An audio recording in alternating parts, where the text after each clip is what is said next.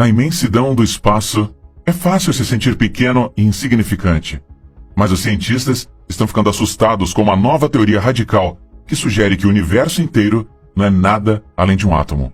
Mas o que isso significa para nós se o universo fosse um átomo?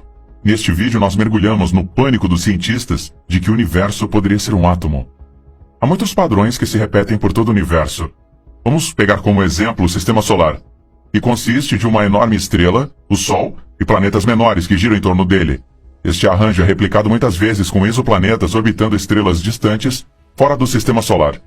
Entretanto, os cientistas notaram outro padrão único similar: o arranjo do átomo, sobre o qual você foi ensinado na escola secundária, e o universo.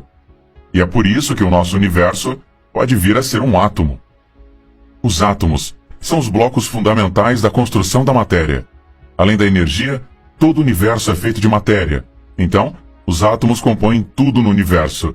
Como os átomos já foram considerados as menores coisas do universo e não podiam ser divididos, o termo átomo vem da palavra grega para indivisível. Nós agora sabemos que átomos são compostos por 3 partículas subatômicas, prótons, nêutrons e elétrons, que são compostos por partículas ainda menores, chamadas quarks. Então, de onde vieram os átomos?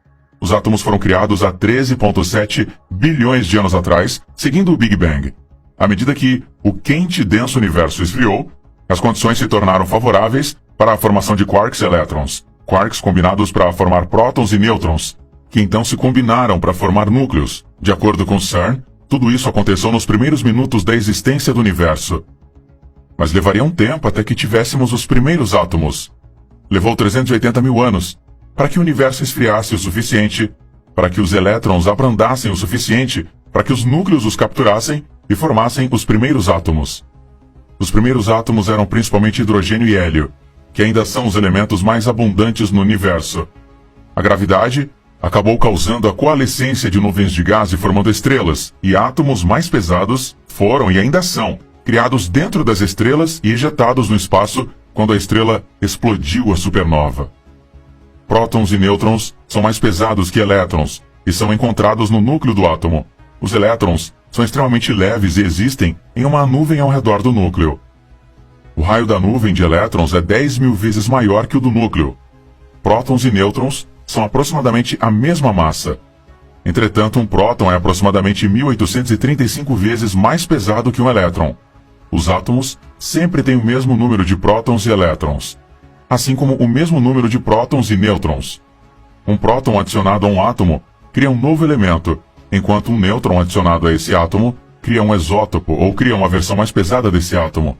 Você pode ficar surpreso com o tempo que os humanos têm entretido a ideia de átomos. Demócrito, um cientista e filósofo grego, desenvolveu a teoria do átomo já em 450 a.C. A teoria dos átomos de Demócrito foi muito provavelmente baseada no trabalho de filósofos anteriores. Demócrito começa sua explicação do átomo com uma pedra. Uma pedra cortada rende 2 metades da mesma pedra. Se a pedra fosse cortada continuamente, eventualmente haveria um pedaço de pedra que era muito pequeno para ser cortado. O termo átomo é derivado da palavra grega para indivisível, e Demócrito concluiu que deve ser o ponto no qual um ser, qualquer forma de matéria, não pode mais ser dividido.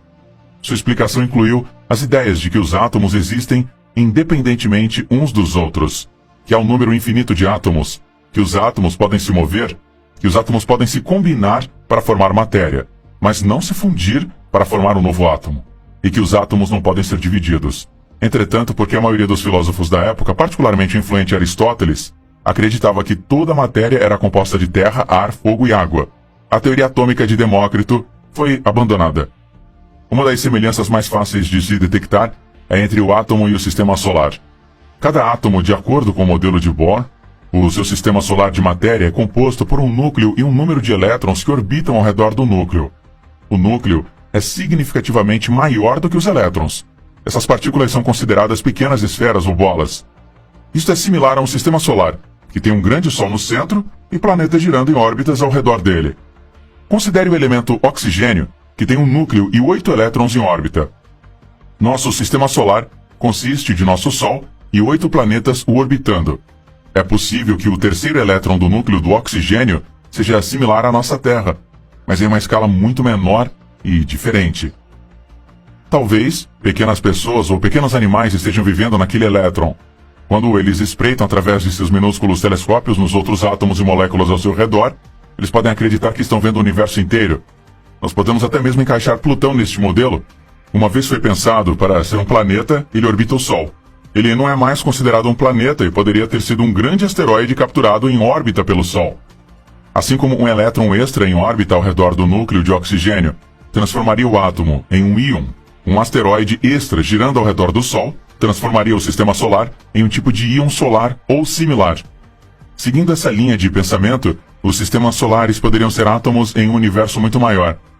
Algumas estrelas são muito maiores que o nosso Sol, enquanto outras são muito menores, assim como alguns núcleos atômicos são grandes e outros são pequenos, dependendo do número atômico e peso. As galáxias rotativas podem ser análogas aos remoinhos rotativos em um líquido ou gás. Dada esta semelhança, é possível que cada sistema solar seja realmente um átomo em algum sistema físico? Nosso sistema solar poderia ser análogo ao oxigênio, enquanto outros poderiam ser análogos ao cloro, ferro ou urânio.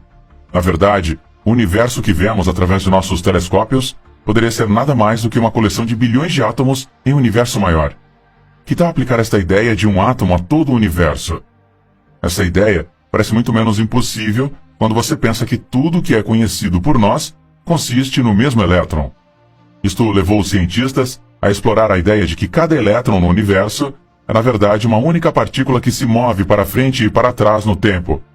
Há muita matemática complicada envolvida, mas ela responde a algumas das mais difíceis perguntas não respondidas da física quântica.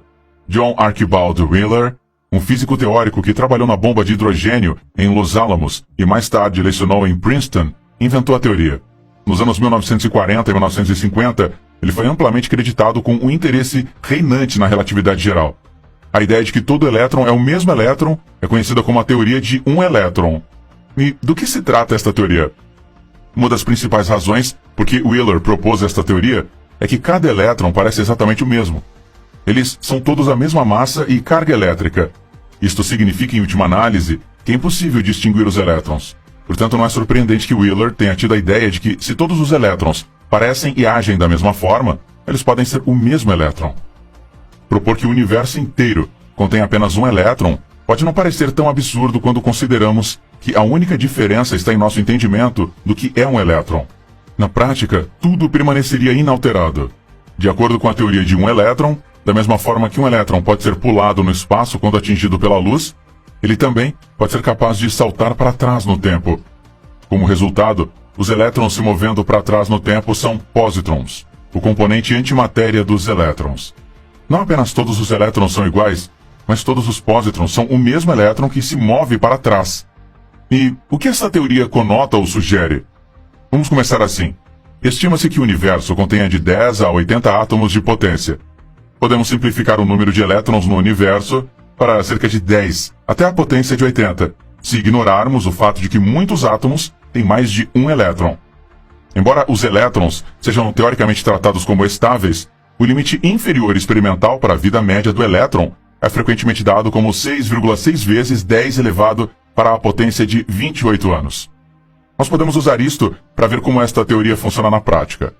De acordo com a teoria e estes números, o único elétron do universo viajou através dele 10 vezes até a potência de 80 vezes, cada vez levando 460 septilhões de anos. Podemos dobrar Quai, seu app de vídeos curtos.